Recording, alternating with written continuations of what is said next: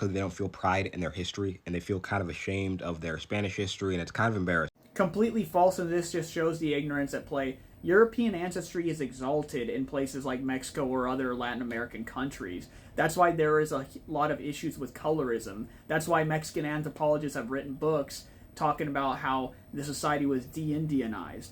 That's why Tenochtitlan and other people have written books on this subject about the racism or slash colorism within Mexico because of the treatment. So no, most people are not embarrassed of Spanish or European ancestry. It is something that is exalted there. And it also, that's why you have certain beliefs in the present day that still persist, such as bettering the race by marrying white, that creators on this app, Latinos, have called out to death on this app. So the fact that you're making ignorant statements like this is ridiculous. This book discusses the deionization process that happened by a Mexican anthropologist.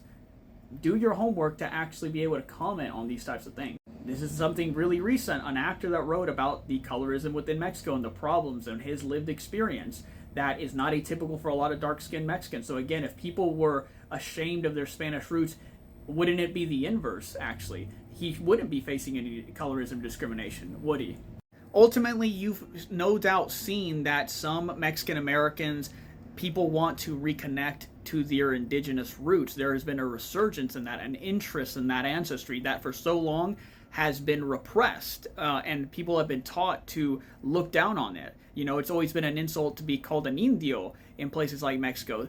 But now that there's a resurgence, you want to frame it as people are embarrassed of their Spanish ancestry. That is not the case. It's simply that one side of this ancestry historically has always been oppressed and has always been talked about negatively, and now that people want to reverse that issue, suddenly they're embarrassing. This absolutely ridiculous take.